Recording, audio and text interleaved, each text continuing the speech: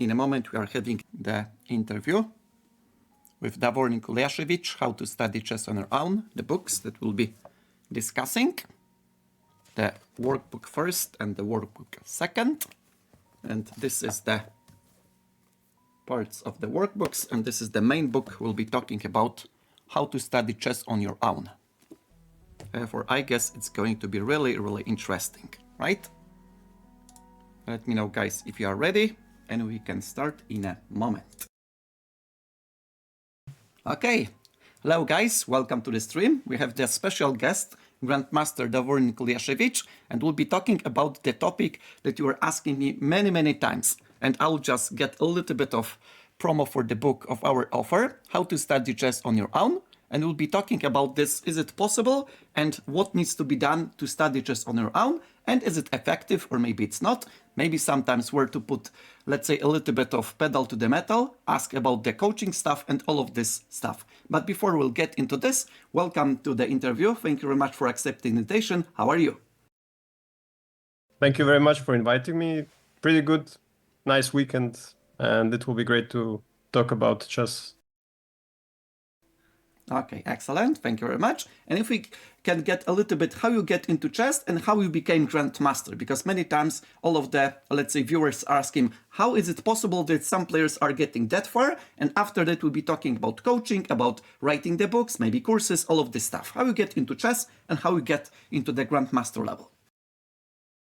It's a long way, yeah. From starting out to Grandmaster. When you start out, you don't really have such plans, yeah. Usually, at least for me, it was like that. And I know for a lot of other people, it's just you love the game at the first sight. And if you study for a long time, there is a chance you can become a strong player. But it depends on many things, obviously. There is some talent involved. There's a lot of, as they say, hard work, which I would say mostly means that when you have some obstacles, that you are ready to fight with them and overcome them. But yeah, I just got into chess in a very normal way. You know, my parents taught me, and I beat my dad when I was maybe 5 or 6, and then they thought, okay, like let's join a club. And yeah, I wasn't very serious about chess until maybe I was 10.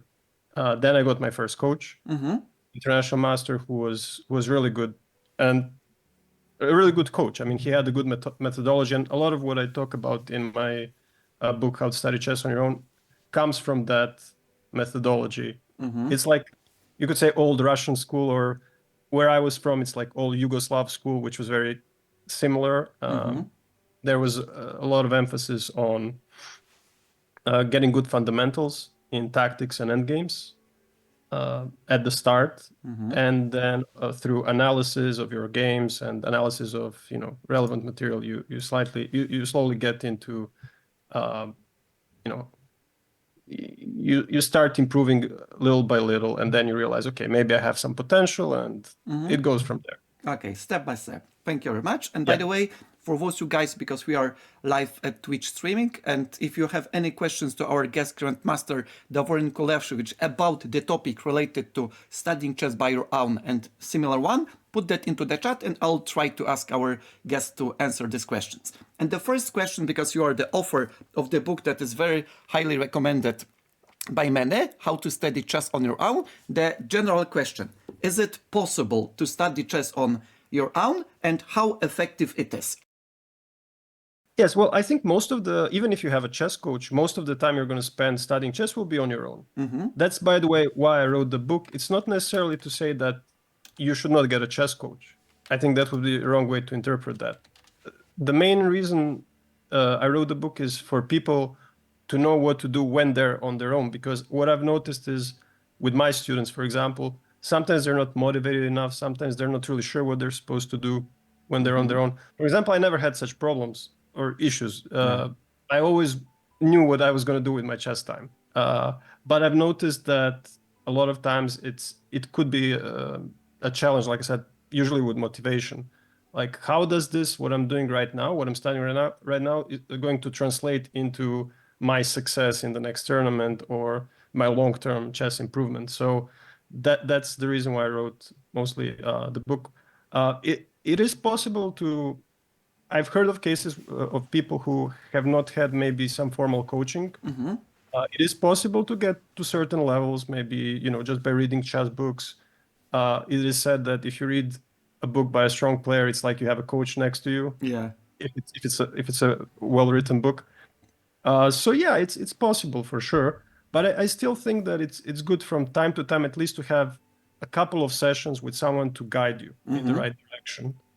Especially when it comes to analyzing your own games, where they can help you understand some typical shortcomings that you may not be aware of or would be more difficult to identify. Okay, thank you very much. And if we can get us a little bit deeper into, if we have the, let's say, plan or general plan of improvement, what such plan should consist of? What are the, let's say, necessary components, maybe the fillers of such a plan to make the plan some like for years, right? For years to continue. Yeah, that's a good point. If you make a plan, try to make it for a long term, for a couple of years. Yeah, definitely. First, I would start with the goal, or with the reason why you're doing that in the first place, because this is you are using your time and resources on something that, I mean, you could watch Netflix. It's like, why are you doing this? Yeah, the reason. it is an effort. And so if you have a good enough reason, it could be to reach certain rating level or win some tournament, impress someone, not lose many games, whatever it is. This should be, maybe you don't have to have it in writing on your, wall in your room, but at least that you have it always at the back of your mind. Okay, why am I doing this? And once you have that, you should plan in certain increments. Let's say the big plan would be, okay, what I want to do in a couple of years. Then you have maybe monthly plans, and the basis of, I think, every plan would be your weekly schedule, right? So what you plan to do this week. Already for 2 weeks in advance is a little bit difficult to plan. You could try to do that too, but at least you should know what you're going to do next week, and then it goes, slowly. You see how you're doing with your plan. It's not something you have to, religiously stick to, right? I talked about in this book also about dynamic planning, which means that you take into account things that come up and you have no control over, right? And then you have to adjust your plan according to that. And over time, I think that the main idea of having a study plan is that it helps you develop good study habits, which maybe before you did something similar, but you were not getting into a habit of it, right? You did it maybe every now and then you stopped for a couple of weeks or a couple of months, and you kind of lose focus and motivation.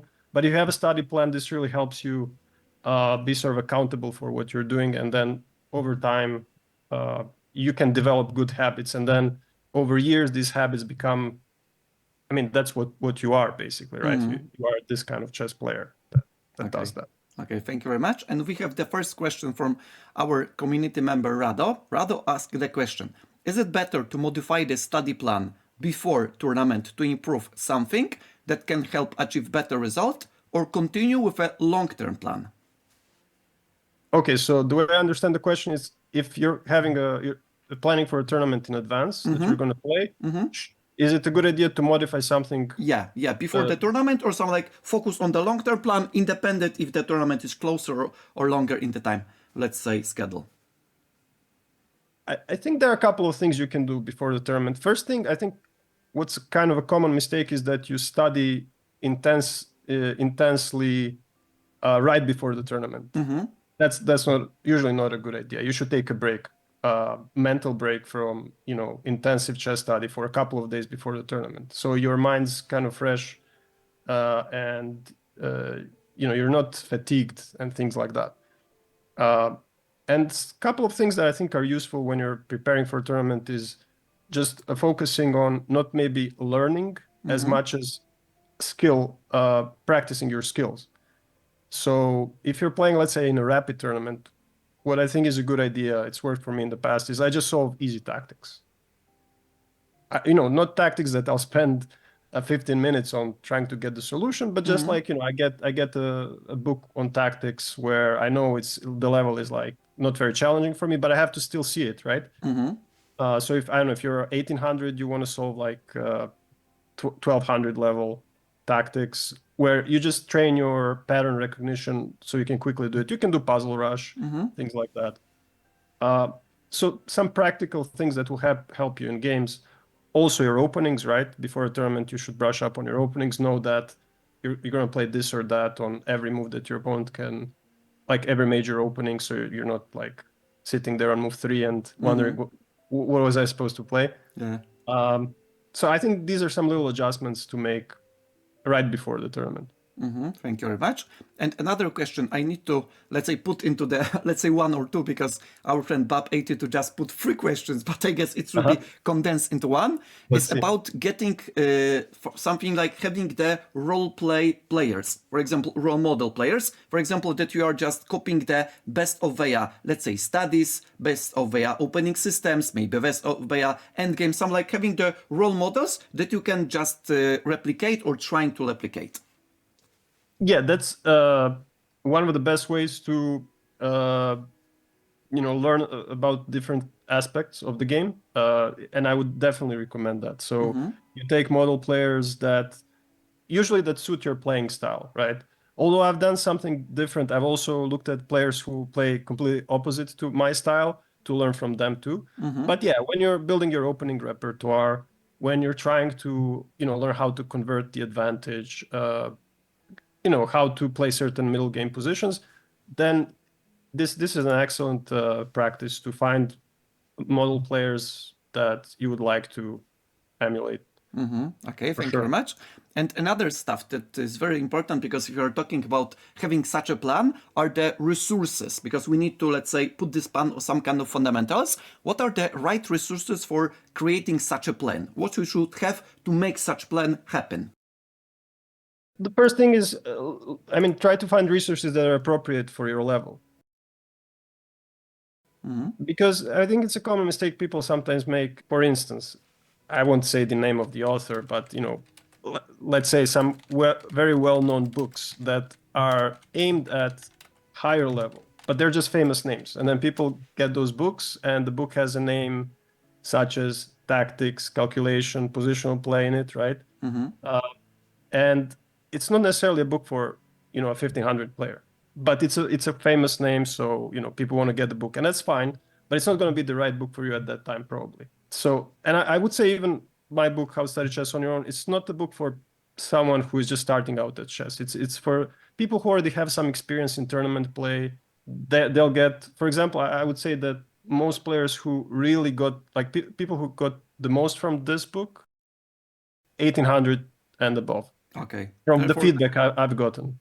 very strong amateurs, we can say, right? Very strong Yeah, amateurs. you could say strong club players. Yeah, is that the right? Yeah, strong word? club players. Like a little over the intermediate level. So every book has their target audience, even though publishers, of course, want to increase their target audience, but you cannot write for everyone. So you always have someone in mind. You write the book and then you talk to someone in a way. And you have that kind of player in mind. So you try to cover as much ground as you can, but it's not always possible. So try to find first a book that's appropriate for a level. I mean, these days there's so many resources. It's hard to go wrong, really. But that's one mistake I think people sometimes make. And then the second thing is, if you're looking for the right resource, make sure to see what your study priorities are, where you want to change something, right? Improve something. When you do that, then you can zone into what the right resource might be as well. For example, let's say that you find out that you miss a lot of tactics from your opponents. You lose points because of that. There is a specific book, specific resource. It's called. It's a book by Mark Dvoretsky. Because it's recognizing your opponent's resources. I think that's the name. Yes, that's correct. And if you have some visualization problems, then there's a book, Cognitive Chess, By Chernyshев. by Chernyshov, very good book. And I don't know, for positional play, Agard's book is really good, but you have Michael Steen's book as well. So, I mean, there are many good resources. Just have to make sure that you're working on what's important for, if you're into chess improvement, right? You're working on what's like your weakest link. Let's put it that way. Okay, thank you very much. And if we get into the topic of the study plan and the resources, there are many, let's say, players and the, let's say, viewers who are really confused about the, let's say, modern or old-fashioned ones. I mean modern, so like digital ones, and old-fashioned, so like books, magazines, and so on. How would you make the ratio of these materials? Should we study the modern, or maybe the most modern, maybe the interactive, maybe some kind of, let's say, special ones, or maybe it's not that much important as long as we are just navigating the, let's say, right way with the plan that we based on? Yeah, no, that's an excellent question. It's also very current, very topical. But I would say the most important thing is the right effort. You know, what kind of effort you put into whatever you study. So everything else is a bit less important. But if we're, you know, thinking about this modern versus old-fashioned, I've noticed that people have a preference, simply. You know, my students who are older than me or about my age, they tend to prefer books. And then I have kids who are, you know, young students who've never opened a chess book Yeah. in their life, and they use these online courses and so on. So I think the trend's going to be towards these modern resources. But the good thing is that a lot of older books are being now transformed to digital platforms. And there are many great courses too, online courses. So I think it's possible to find a balance. I don't think there's anything that's inherently better, you know, than the other way to study. The key is that you extract the most value for yourself from what you are studying. And if we get into the topics of studying the, let's say, resources, either the old-fashioned or modern, what do you think about tactics and puzzles? Because many times there is the trend, I would say a little bit like obsession, that players, I'm just making a little bit of trolling, but in a sense to get the question a little bit easier, the players are something like that.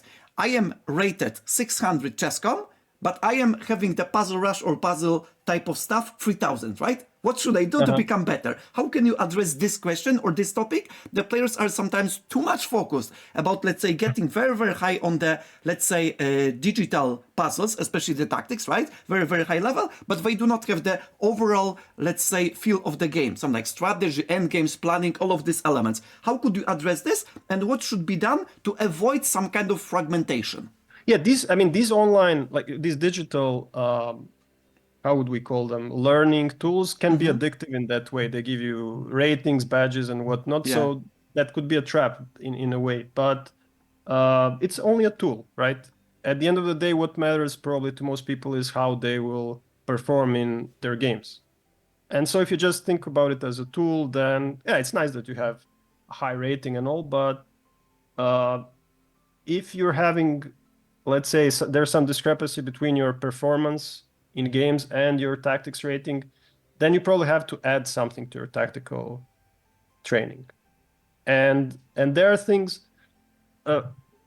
So what I think people generally underestimate is the power of analysis, analyzing games, which maybe there's no direct, you don't see a direct correlation necessarily immediately or even within a few months, but over time, building that skill helps you just become, have a better feel for the flow of the game and spotting tactical opportunities, not just because I think these, things like Puzzle Rush and these puzzle-based tactics, they teach you to react Yeah.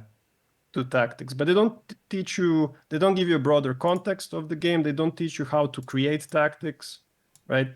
They don't teach you maybe even to spot tactics for your opponents that much. Yeah. Analysis does. So analyzing games with rich tactical content, they do. For example, just a few weeks ago, a student told me about a book by Joel Benjamin. I think it's Chessboard Combat. Yes, Turbo Combat. Yes, correct. Yeah, it's a fairly new book that has games, again, aimed at the right level of the club player with a lot of tactical content, right? Where you can see twists and turns in the game, and it helps you increase your tactical awareness in a way that's you can hardly achieve just by solving online puzzles. So that's one way to do it. I mean, you can also, that's maybe for slightly more advanced players, but you can also play out tactical positions, against each other and then analyze them later. You can do what I call simulations. I know other people call it solitaire chess, whereas you're guessing a move of a player, and that way you're putting yourself in like a game mode state where you are. It's not just that you're just looking for one solution, right? Because that's what okay, why to move and win. But actually, if you're in a game-like situation, I mean, that's going to happen only once or twice in the game that you have to find such poor solution. Whereas in a game, you have to make a lot of subtler decisions. And if you take a game with a lot of tactical content for that purpose, for that kind of training, it will also help you just get broader context for how tactics happen in a game.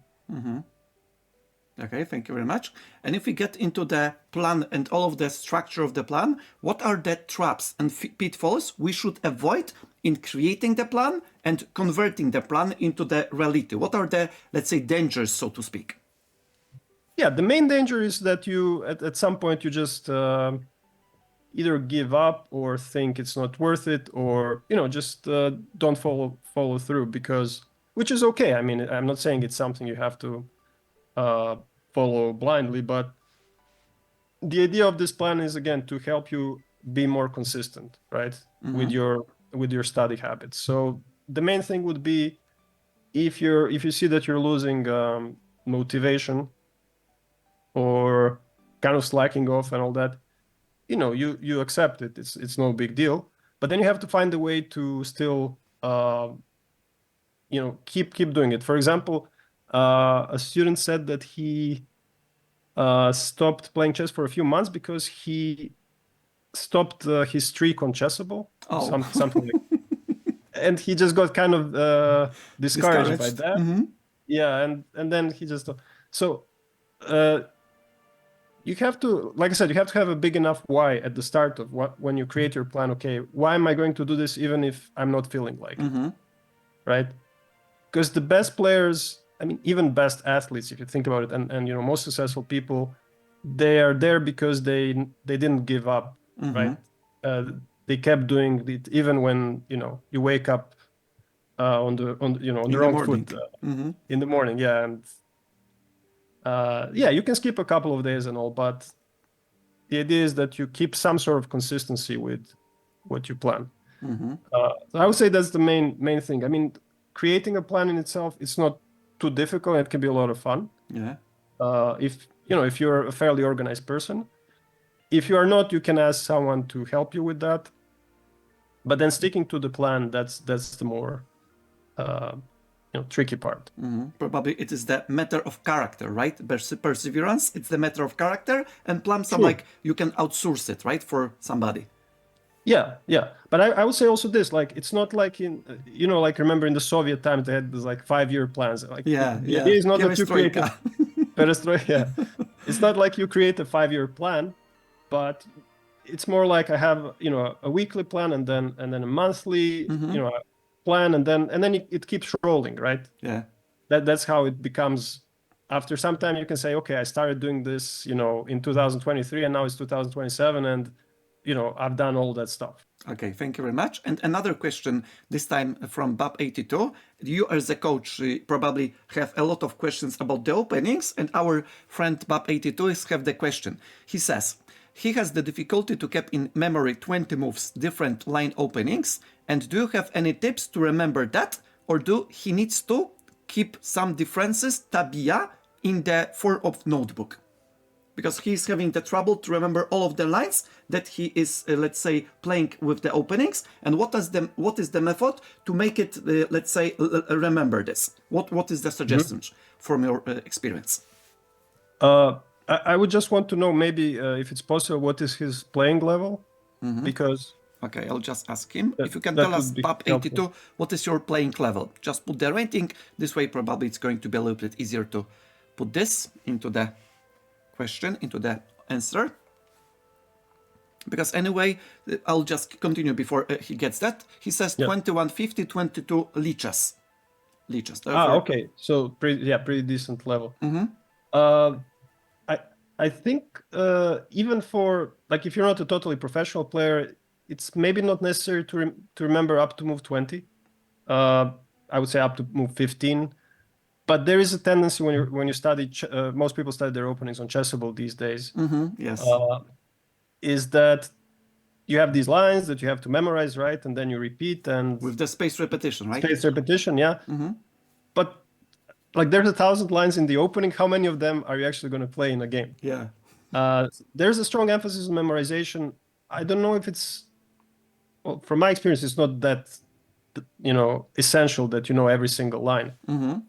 To me, the most important thing in the opening is that you actually understand the opening, so that if your opponent plays a move that's not even in the course, or you've forgotten, that you can find your way without trying to remember. Because our memory is limited, right? And I will say for myself, I don't have a perfect memory, so I forget stuff sometimes, and a lot of grandmasters do as well. There's a lot of bluffing even on the top level. People forget their preparation, just play a move so that it appears that they know it, but they've probably forgotten.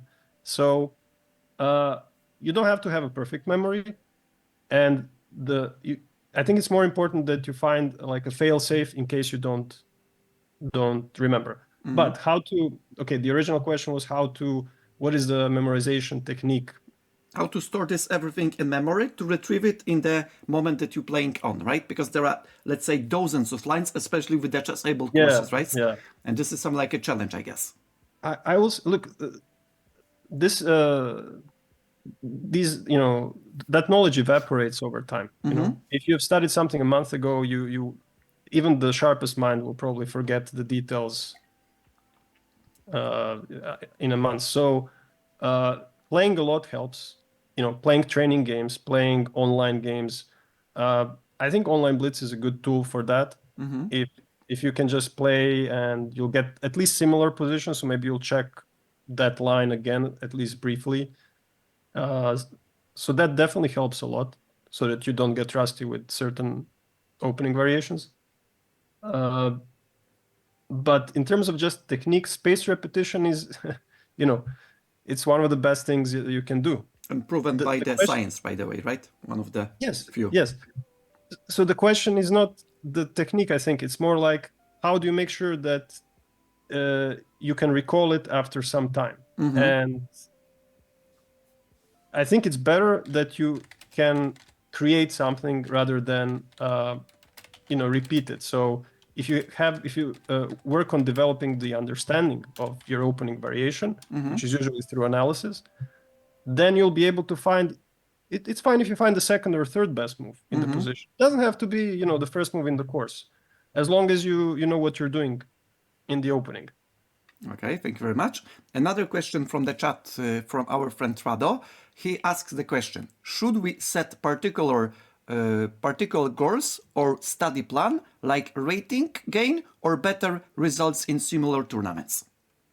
Yes, I think it's good. It's not something so it's let me put it this way. It's best when you set up such a goal that it's something to motivate you to study, right? That's what we said earlier. You're going to have some fluctuations in terms of your motivation to study. So having that kind of a goal will be the most useful in that kind of situation, right? But when you play in the tournament, we're already there. Throw these goals out of the window, because they're just going to be weighing you down. Yeah. During the tournament, you don't have to think about goals. You should focus on other things. So it's helpful for study plan for sure. During the tournament, better not to think about how much rating I'm gaining and what are my chances to win and so on. Not to be focused too much on the, let's say, stuff that you do not have full control, but rather on the board that you have full control or should have, right? Yeah, I mean, there's this concept of uncontrollables, in sports psychology, where there are so many things that are out of your control, and if you start thinking too much about them, you get stressed out, and you can't really focus on things that are important. Which in chess, it's finding the next move, basically. Okay. Okay, got it. Thank you very much. And another question from Bab82, because he says that his goal is to get 25 to 2700 lichas, right? Therefore, 500 training points gain. And he's pretty curious about so-called memory palace, because he said that he read on Chess Base some years ago about memory palace. Do you know about this technique, this method? I'm not sure if I recall I'm it vaguely correctly. familiar with this. So you're creating a mental map of some sorts? To be honest, I do not know it. That's why There is even cannot. a book. There is even a book on that which I have not read, but I imagine it has something to maybe he can confirm in the chat. But I think it's something to do with creating a mental map, maybe even using some mnemonics. But basically, where you have some images of what you're trying to memorize Okay. for easier retrieval. And yes, I think it works in other fields as well. So it could work in chess. I think in general, you need some sort of encoding to memorize better. Maybe, yeah, this is coming back to that previous question where the knowledge that you're trying to store, if it's just stored as a computer would in terms of ones and zeros, I mean, in terms of just like moves and variations, it's going to evaporate very quickly. But if it's stored like that, where it's something you have some connection to, right? Some kind of understanding, right? Yeah, that's why I stressed understanding. Then it's easier to retrieve from your mind, right? So yeah, that could be a good technique. I have not tried it, but Okay, thank you very much. Another question or the topic that I would like you to discuss a little bit is identification of the study priorities. How can we, let's say, get into the, let's say, goal or the, let's say, mind to know what study priorities should be at specific, let's say, time? Maybe there are different when you are training, different when we are playing, and different when we are analyzing. What should be this study priorities, if we can get a little bit about this? okay, this is quite straightforward, and it's a time-tested method. You take your games, recent games. I think usually 20 to 30 recent games is a good enough sample, and you analyze them very carefully with the goal to identify typical mistakes that you made. And then when you do, you find what the key mistakes were, which were mistakes that led to biggest turnarounds in the games. Even if you, let's say, won a game, but you made some big mistake, which would be like the key mistake, it's something to take a note of, right? And then you aggregate those mistakes, and I explained this in How to Study Chess on Your Own in quite a bit of detail, how to do that. Not only with your games, you can also do this with your blitz games and simulations as well. So these like solitaire chess exercise that you do, because that's how you think at that moment, right? Yeah. So you make a collection of those key mistakes, and these will be usually your priorities, right? So let's say that my problem is visualizing long lines, playing rook endgames, and let's take one more. Backward moves. I'm not spotting backward moves. And I'm very specific about this because if I just say positional play, tactics, and endgames are my, this doesn't tell me anything. Too much value. Yeah, exactly. So, and I think sometimes it helps, even if you don't have a coach, it helps to consult a more experienced, it could be even your friend or someone to take a look, and they might see something that you don't. And I had actually people just write to me with, I'm not coaching them, but they just write to me and say, okay, can you look at my recent games and can you see some patterns and what I should work on? And that's how you can identify those study priorities. And then the next step is, okay, you translate those into how should I work on them? Yeah. How should I try to improve them? Pick the right resources and so on. Okay, thank you very much. And another question is about the coaches and the instructors or the, let's say, sparring partners, but in a global way, the players or the, let's say, people who are just supporting us. How much should the coach or the instructor should be stronger than the student? Because many times there is some like a little bit of like myth that the coach needs to be, let's say, X number stronger than the student. What is your approach to this one? Okay, but you had also coaches who are weaker than their students, so that probably doesn't mean all that much. But there could be a problem if there's too big of a difference between the coach and the student. So I don't know the number. I mean, the ratings these days are so relative that it's hard to say. Probably, what I would say is ideal is like 300 to 500 rating points difference, probably, or I don't know, 200 to 500. But anything more than that, if I'm coaching a 1600 rather than a 2000, I think I'm going to have more difficulties getting to their level, although I've over time learned how to bridge that gap. But yeah, some coaches might have a difficulty bridging the gap if it's too big. Okay, thank you very much. And another question this time from our friend Arisa Tatami. He asked about theoretical or practical endgames we should learn more. Theoretical or practical? You should learn both. But what would be the ratio, for example? What is the ratio that we should focus on? Maybe identifying your study priorities from your games will help with that. But normally, I would say if the weaker player you are, the more you should study these theoretical endgames, so you have a good base to build on later. As you get more experienced and as you get stronger, practical endgames, which would mean endgame techniques, endgame strategies, things like that, typical endgame patterns, that becomes more important. But for sure, if you notice that you don't know, I don't know, the Lucina rook endgame, or if you're not aware of the Capablanca rule, or you're violating that rule in with the bishops, same color bishops and things like that. I mean, these are some basics that then you have to come back to. And I want to actually now just say something related to that, which is not really about this question, but sometimes people, adults mostly, chess improvers, you could say, adult improvers, they have some fundamental, how would I say, shortcomings in the fundamental aspects of chess. And sometimes it's difficult for them to accept that and come back and relearn certain things. Back to the previous stages, let's say, right? Yeah, back to basics. Sometimes it has to be done, really. If you cannot if you have trouble visualizing a 3-move combination, on move 3 everything becomes blurry. You don't need another book on Petrosian. Yeah. Right?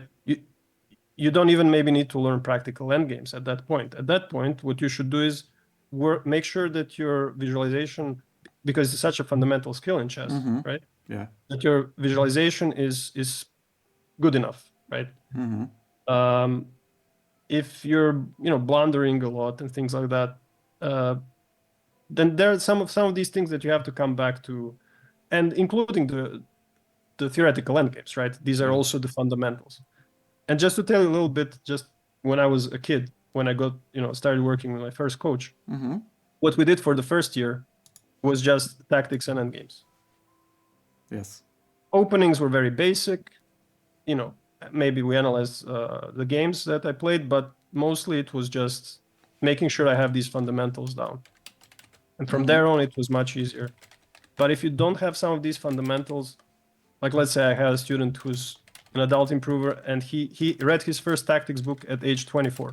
His positional understanding is very good, but his tactics are shaky, and that's because he didn't have the proper fundamentals at the start. So I would urge all chess coaches as well, make sure that you're teaching your students the proper fundamentals so it doesn't get to haunt them later, because just studying openings at the start is not going to help you become a better chess player. And if we can get into the question about the work and about organization, how to get organized, not losing the right track. Because many times we are so much distracted. There are that many obligations, there are that many, let's say, works and other stuff that we are just going off the track, and how to stay organized. Of course, sometimes in a while we can get off the track, but how to make this, let's say, happen. Either it is the 1, 2, 3 or 5 years plan, step by step getting into the right track.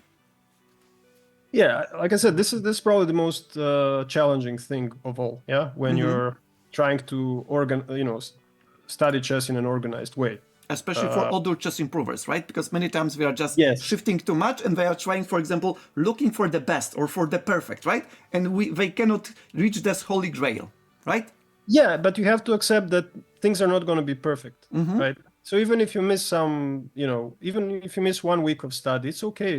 Like something came up or you were not in feeling it and you couldn't study in the proper way. It's fine. You will get back to it next day or next week.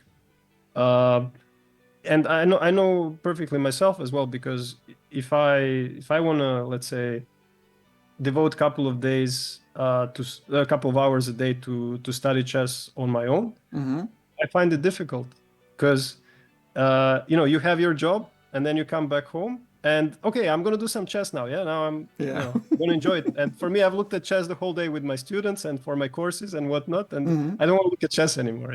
Yeah. But so I understand the challenge. It is, but at the end of the day, if you have enough passion for the game and for your goals, what you're trying to achieve, then you will find time, right, in your schedule eventually. But those good habits that you've developed hopefully over time, and those technical aspects such as creating a good schedule, right, following weekly schedule, maybe even recording like your study logs where you're checking you're recording every day what you've studied. Yeah. And planning based on that. So you have also some sort of logistics around your plan. I think that helps you become a little bit more organized as well, even when things are not going. Something like a structure, right?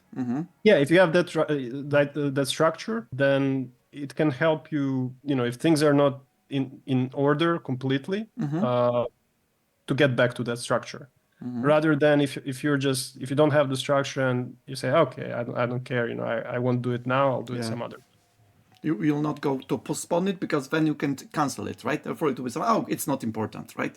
Yeah, but you have some structure. You'll say, okay, but let me do that little thing that maybe will help me achieve my weekly plan. So you don't have to be perfect. I think that's the key. If you love the game, you'll see the study schedule as just another tool to keep you to on the help track. you keep you on the track. Yeah. Okay, thank you very much. Another question from Bab82 is about so-called drawish position, because he's pretty much concerned and he's, let's say, very curious about how to handle drawish position against lower-rated players, because he's just, let's say, trying to force too much and he's losing the games due to some, like, squeezing the water out of the stone, as Magnus Carlsen, right?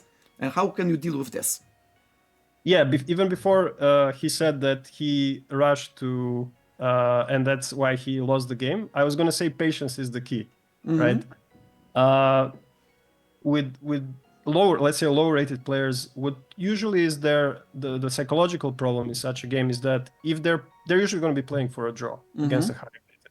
Yeah. And so psychologically they're not ready to win the game, which means that if you keep exerting pressure, the longer you do that, the more they're likely to crack. I mean, think about it also in other, we can use some other analogies, but like in football, you're pressing your opponent for 90 minutes and then you score. Very often it happens you score the goal in the last minute. In additional time. So and the worst thing to do is to go all out in the attack and then you leave your defense open and they score a goal on you. So it's similar like this in chess. I mean, you need to be patient, and you won't have a perfect conversion of such games. So every now and then they'll make a draw, but at the end of the day, that difference in rating should show. Especially as you are patient and you are not forcing the issues, right? Because this is probably the biggest cause.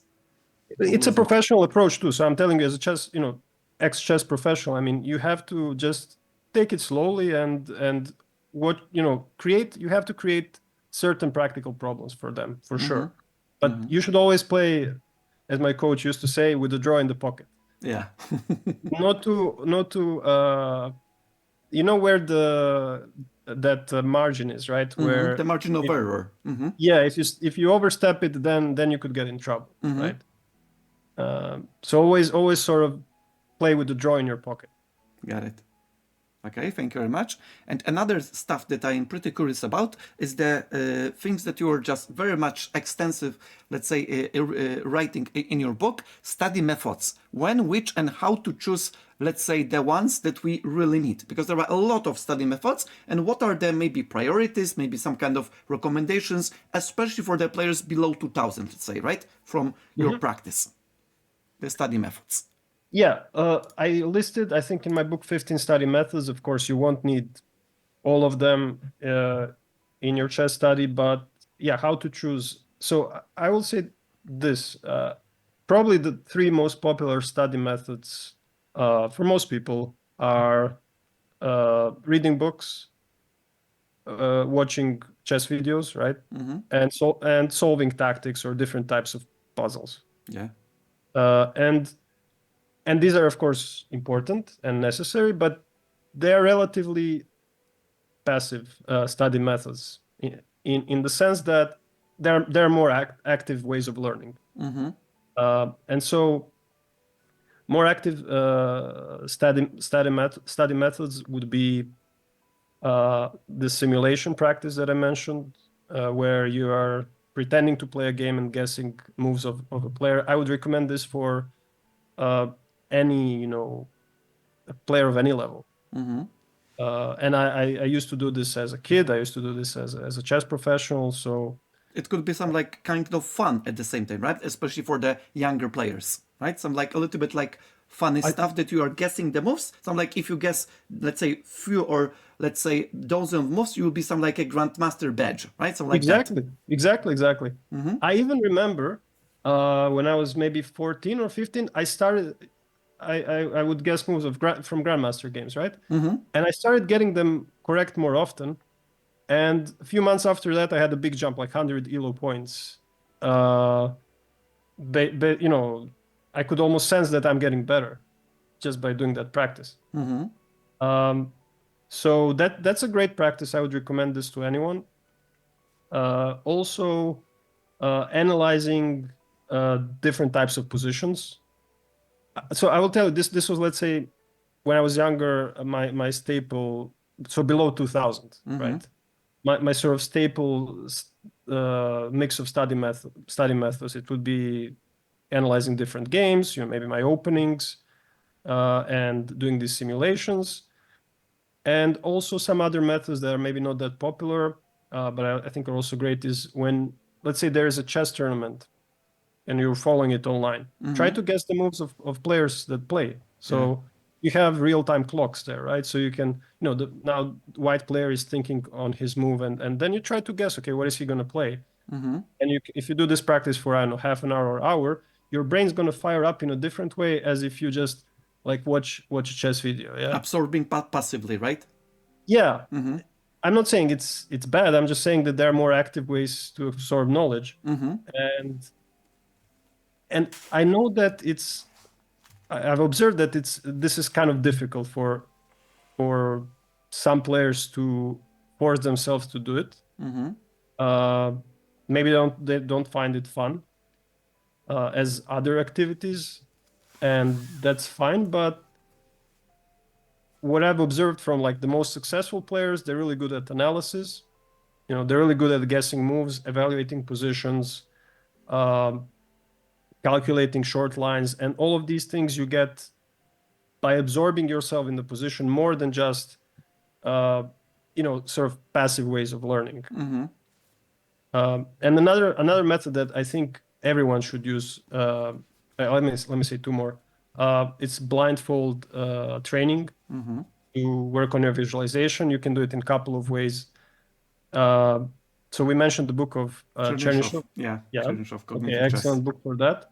I also did a couple of visualization, provide a couple of visualization exercises in my workbooks.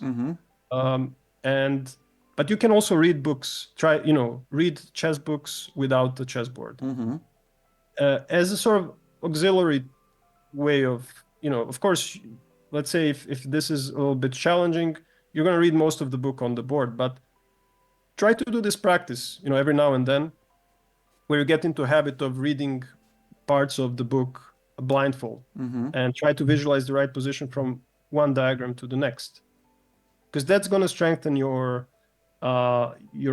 board in your mind that you need when you calculate longer lines and so on.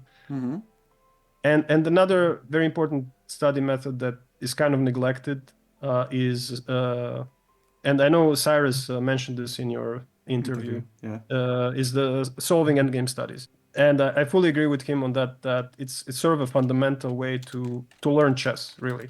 It's not, endgame studies have like that connotation of being about endgames, but it's not so much about endgames, but about improving your calculation, improving your imagination, understanding the geometry of the chessboard and the capabilities of the pieces. To me, it's the most, how to say, fundamental thing in chess. When you have such a simple position, right, and so many possibilities from only a couple of pieces on the board, it's fantastic, right? Yeah. And then you're trying to solve it, and your brain's working, I think people who don't do that, they miss out. Even if we're just talking about the aesthetic part of chess.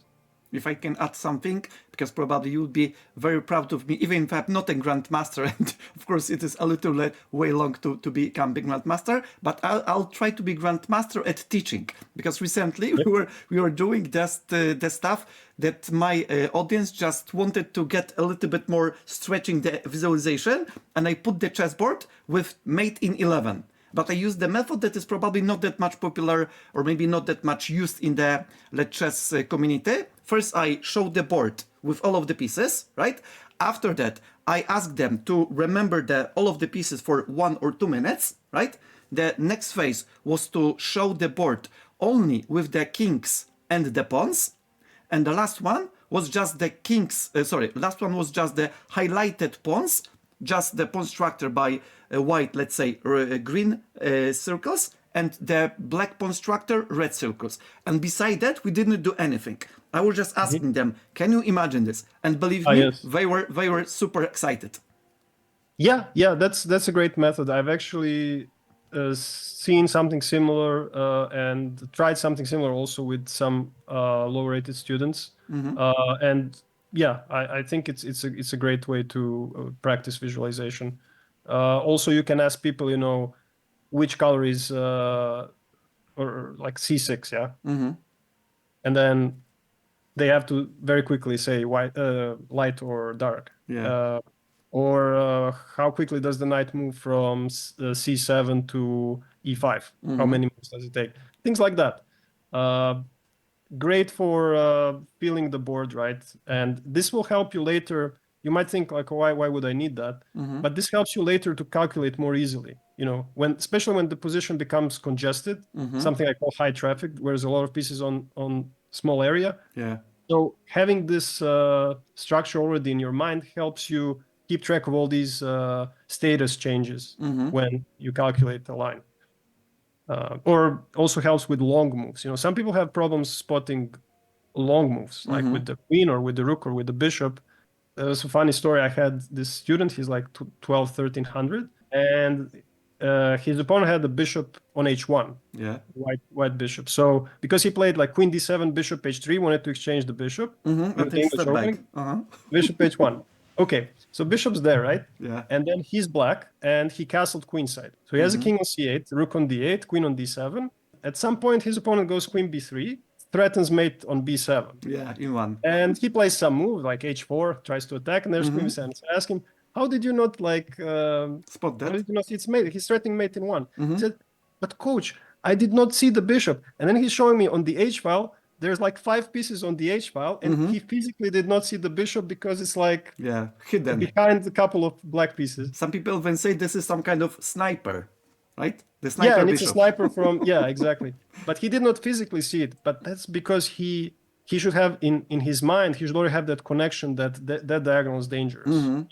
And by the way, this is one of the reasons that on the streams I'm always, whenever I'm just showing the puzzle, for example, tactical or strategical, putting the lines up to the edge of the board, even through the pieces up to the edge of the board, because then it's easier to integrate for the mind. Yeah, exactly. No, these are great things, like these diagonal, like these arrows, circles, and things like that. Yeah, it helps in some way for your mind to register, better.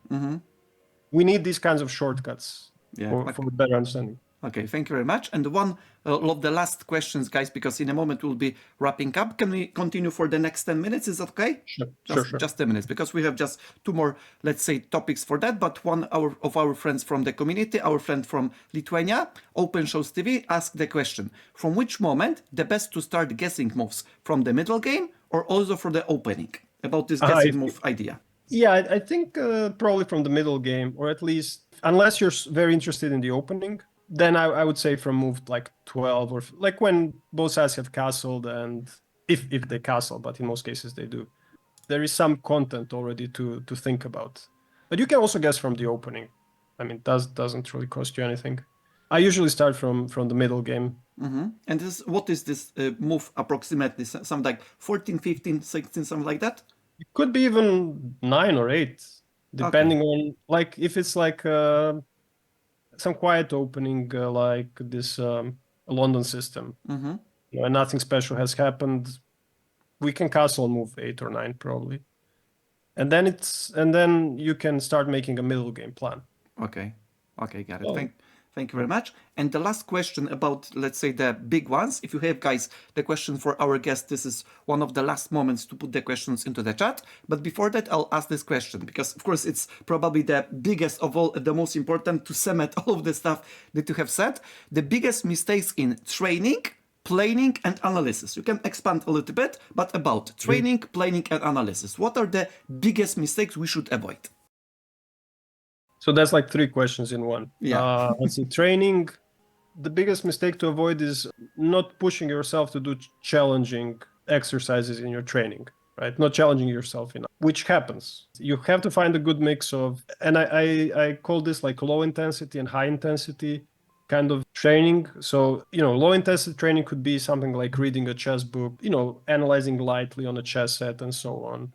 Or watching a chess video and things like that. But when you have some time for high intensity training and you can devote this time in your schedule, then make sure that you challenge yourself with something, right? Could be visualization exercises, could be, finding grandmaster moves, right, from grandmaster games.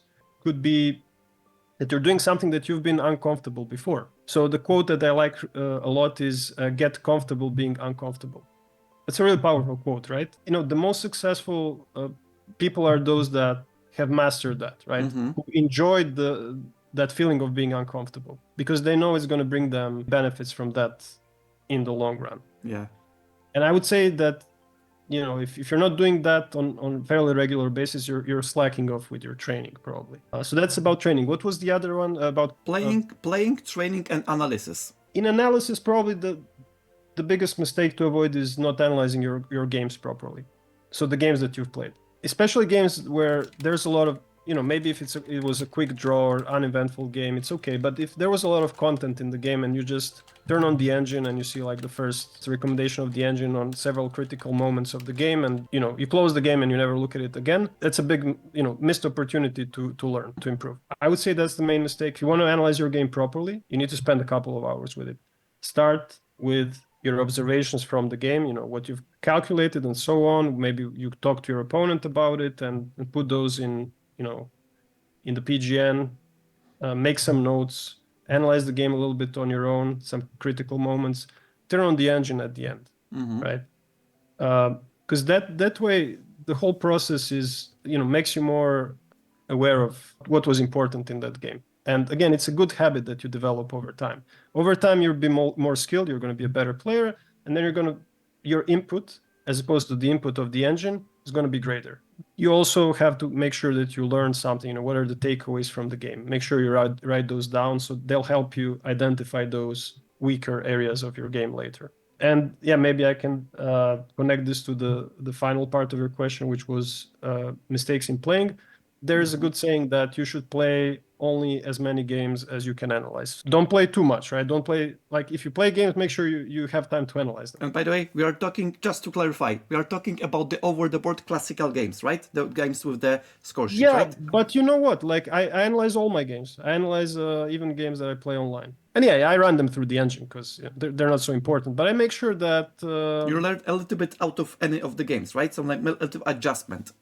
Yeah, just a little adjustment to see, maybe again, catch some typical mistakes, especially in the opening. But yeah, we're mostly talking about classical and you could say even rapid games, which are more serious. That would be one side of it, but the other side would also be playing too little. You have to, there's this, I talked about this, there's a feedback loop between how much you study and how much you play. So if you study too much and don't play enough, you won't be in a position to really see what's the connection between what you study and how you can perform. So a common mistake that happens there is, for example, you study hard for 3 months, then you play a tournament and you perform badly. And then you start thinking, what am I doing wrong? Like, the process is wrong, I have to change everything. But maybe you just had a bad tournament. Maybe this is that fluctuation, right? Normal. Yeah, and it's normal for everyone. Hans Niemann had a perfect tournament in Zagreb like 2 weeks ago. This tournament, he's playing in London. Not so great. Not so great. So it happens to everyone. So you have to have some balance between playing and studying, right? So you don't think that, you're studying poorly because of bad results and vice versa. Yeah, I think it's a very good feedback loop between the two if you can strike the right balance. Okay, thank you very much. And now the last part of the interview, because in a moment we'll be wrapping up slowly. The stuff that you just put into the motion, that's why I was just looking at you and looking for you.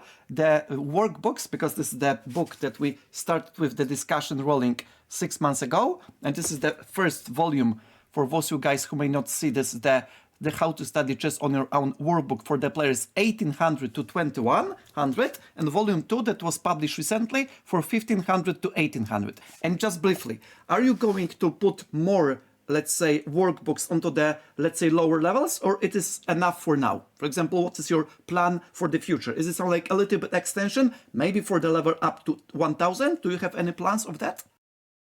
The original plan with the publisher was to publish 3 workbooks, and they were based on the levels that I provided in the main book, yeah? And the levels were 15 to 1800, 18 to 2100, and 2100 plus. I'm not actually doing any workbooks for the lower level, but I can recommend there's a great resource that I've used for players of that level when I was coaching in Dubai Chess Club. Yeah. We used the workbooks by Dutch authors. It's called 6 Steps. It's a set of workbooks. But it is the Steppen method? Step method? Yes, exactly. Vigarden and the other author, right? Vigarden. Yeah. I know what is that. Yeah, and they're in different colors and for different, like there are 6 steps, 6 stages. And I think they're great for anyone from up to maybe 1700 FIDE.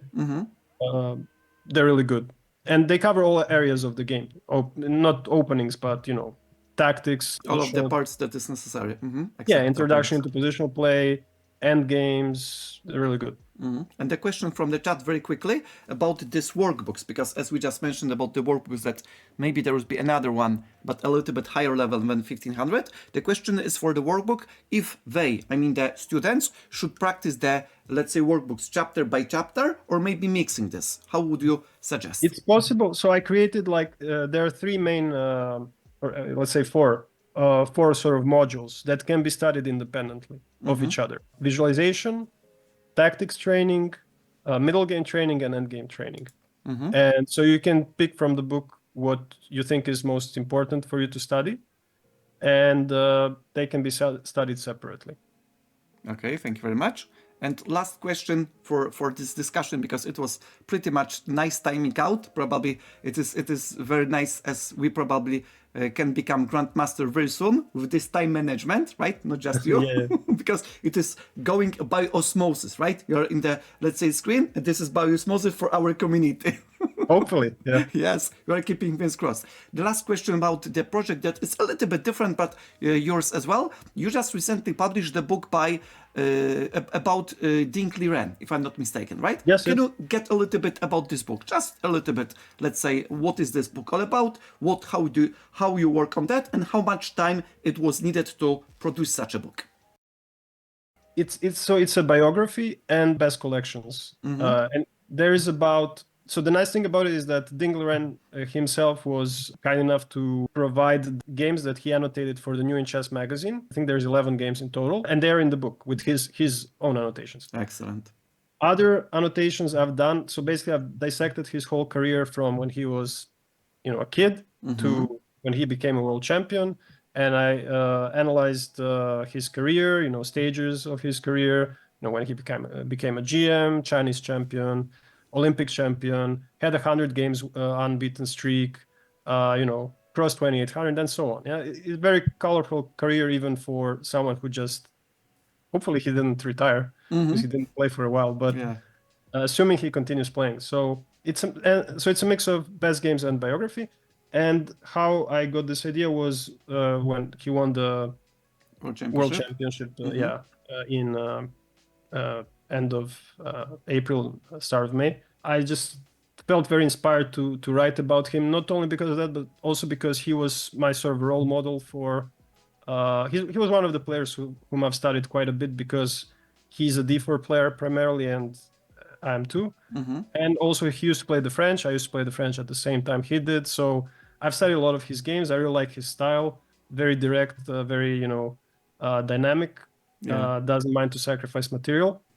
I asked New in Chess if they would be interested.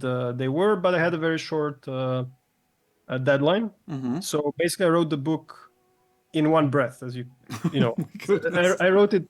Yeah, I this is like it was the speedrun writing, right? Yes, yeah, exactly.